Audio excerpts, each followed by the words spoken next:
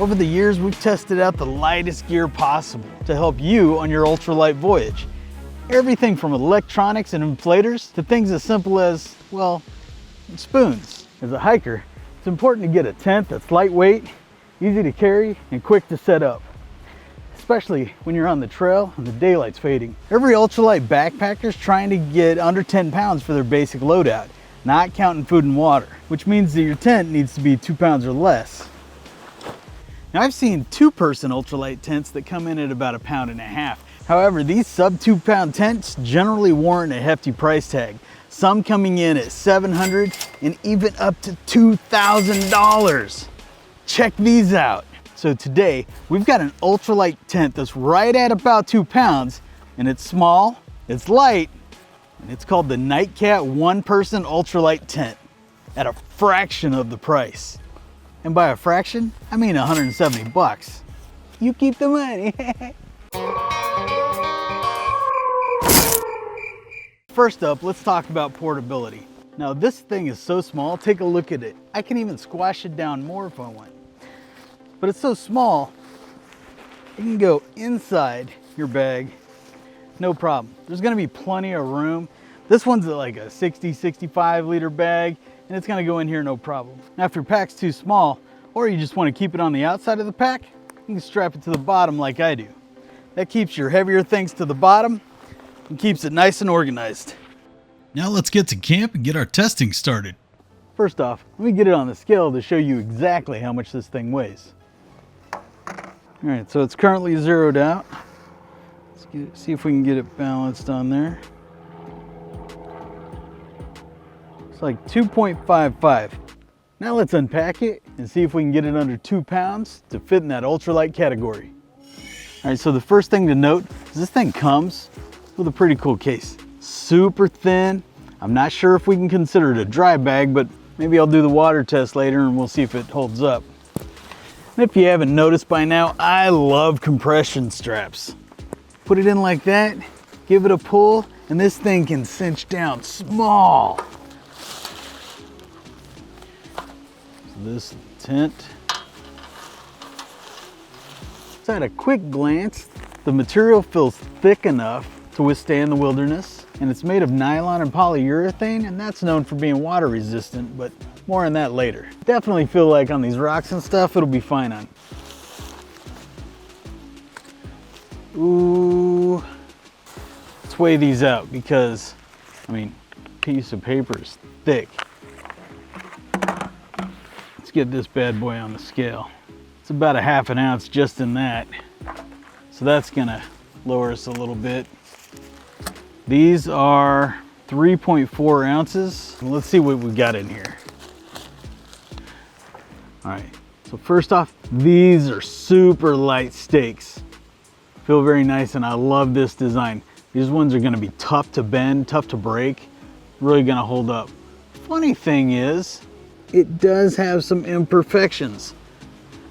I'm guessing from just being in the case, maybe? Oh, that's pretty cool. They give you some more material in case you get a hole in it or something. Feels just like nylon. Probably got a little sticker back here. What? Is it more like an iron-on? Not exactly sure how to use this. Maybe it's in the instructions that I don't read. So the tent stakes are right at 3 ounces, and it comes with 10 of them. So when we put it together, if we don't need some of these, maybe we can ditch them. Remember, the whole reason for this, try to get us right at 2 pounds. You got your tent, your rainfly, your stakes, and like many other ultralight tents, you need to bring your own pole or find a stick. I definitely recommend bringing your own hiking pole. It's like having 4 legs, especially on those large step-ups where you can use your upper body to help transfer the weight. But enough about that for now. Let's get back to the tent. That's right, this tent is designed to use 1 hiking pole to get set up. Let's see if it lives up to that claim. All right, so I just got to camp, and this looks as nice a place as any. So the inner tent and the rainfly are already connected.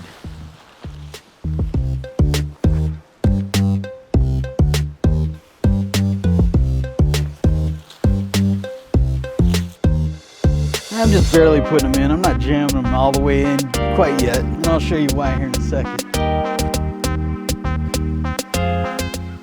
All I've done so far is put the stakes in, put them down at a 45-degree angle, and didn't put them into the ground all the way. Now this has one more guy line right here at the bottom. So this will help to keep it taut, as well as a hole where you're gonna put your trekking pole. What you'll wanna do is put your trekking pole in the bottom. Now this has some reinforced material right here. That's where your trekking pole is gonna go. It also has a small loop here to keep it in place. Once you have your trekking pole under the reinforced material here, you're not gonna have to take your last guy line and pull this out. And it doesn't have to go super far because they did put this cool thing to help you with how you're gonna tighten it. I'll show you how that works. And again, with these, you always wanna put them in down at a 45-degree angle so they're sure not to come out.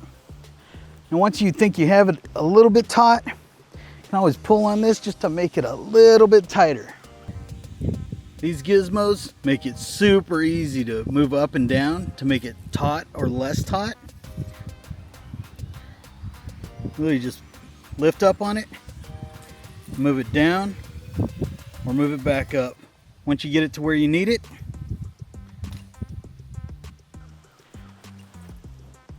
that's not going anywhere. Now just a couple more stakes in the front and the back.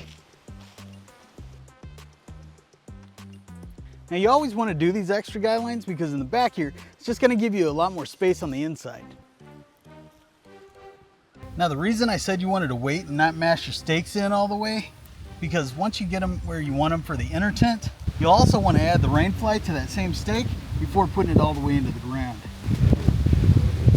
Now that we've got it all set up, let's take a look on the inside. Looks pretty nice, huh? So let's run through the features. It's got Velcro here and here. Now to get in and out, at least one of these cannot be secured. Now if you're buttoned up for tonight, I'd recommend putting both of these here so this thing's not all flappy-bappy, keeping in a lot more heat. Now that is a really small thread on these. I personally would like to see these a lot larger. As I've seen in the past, these smaller ones generally end up getting messed up. And that is ultra fine. Now rolling this back, it does have something to secure the door right there. Just put that on and you're good to go. Now first, let's take a look at this thing.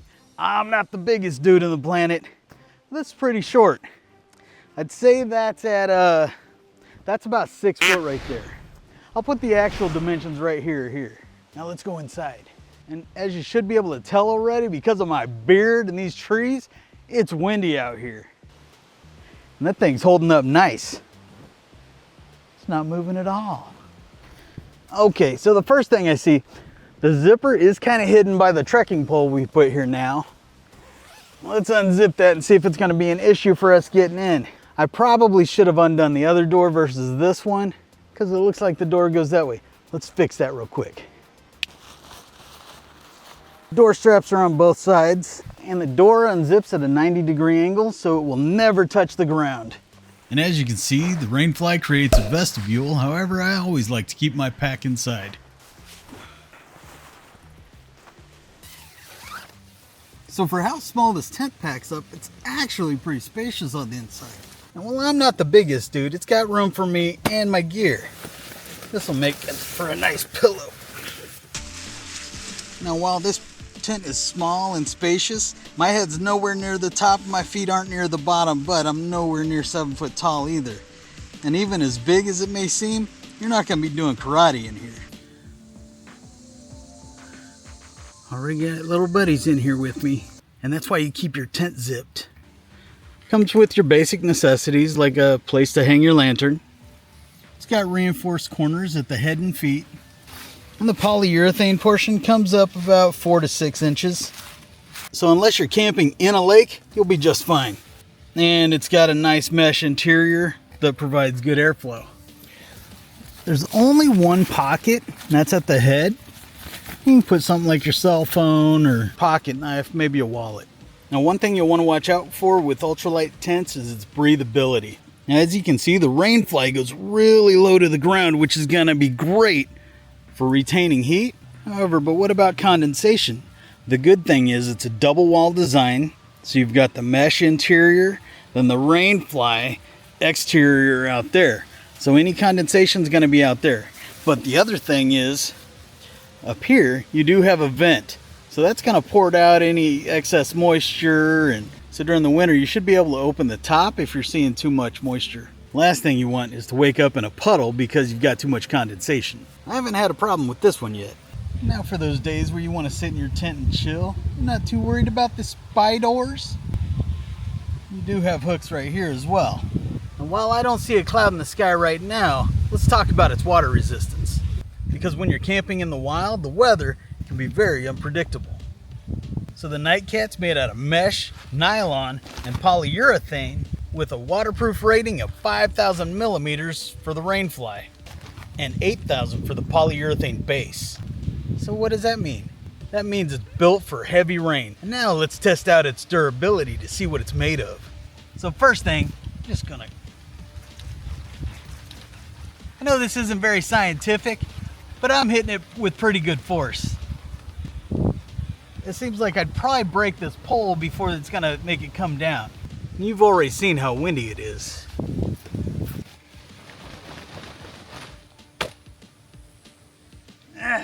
Now these guidelines are all in here pretty good. This thing doesn't look like it's going anywhere. One of them started to come out. Just push that down a bit. Now I'm sure if I tackled it like a lineman, I could probably tear it up, but we're not gonna do that today. And since I don't see a cloud in the sky, I'm gonna set this up at my house for the next 5 days, hoping for some rain, and if not, I'm gonna pummel it with the hose for hours. All right, so we've got this thing all set up in the backyard. For the next 5 days, we're gonna be watering it and trying to put it through a torture test. We're gonna figure out if this thing's watertight, because the weather's not always the greatest when you're hiking. I'm expecting some of these stakes to come out a little bit, and if so, we'll just push them right back in. Look behind me, not a cloud in the sky, so it's time to make some rain. For this first test, just a light little drizzle. Hopefully none of it's going through that heat vent. All right, that's pretty good for a night's rain. All right, so walking out here this morning, it looks a little bit like it's got has moved a little bit. I wonder if that's raccoons or something though. Maybe a little less taut right there. I did notice this side was pretty loose here, so a quick one of those, and we're good to go.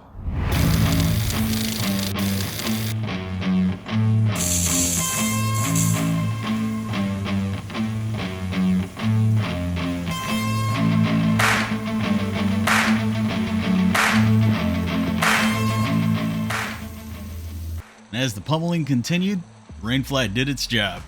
Check out that water just pouring right off. So the last day, it's time to check this thing out.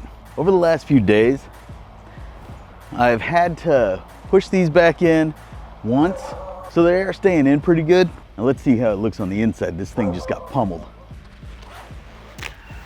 So we're here in Texas, and while it is early morning, it's still about 90 degrees outside, which means it is cooking inside this tent. However, the only water in this tent is located on my forehead. There is zero pooling.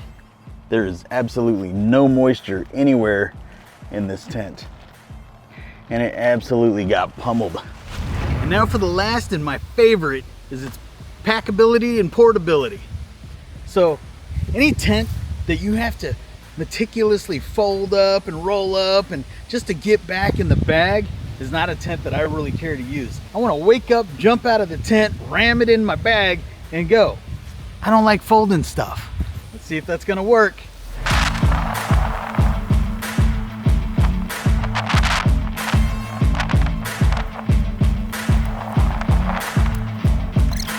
Actually, the one thing I would recommend before doing that is kind of at least tidy up your lines a little bit. All right, now here we go. Maybe give it one fold and then start shoving, because I do not like tents where you have to literally sit there and fold them up accurately. I'm just not good at it, and I hate wasting that time. So this, I literally just try to ram it in. All my REI tents do this. Looks like it's gonna work. Don't forget your stakes. Give it a couple folds. And we're on our way. So let me know in the comments what you guys think about this tent. I kind of dig it, and I'll be using it here in December when I go on my first hike of the season. As always, I'll give you a follow-up as soon as there is any, and take care all. We'll see you guys next week. If you like this type of content, make sure you check out our YouTube channel where we have hundreds of videos just like this. If you want to see our newest adventures, be sure to click the subscribe button and ring that bell so you never miss another video.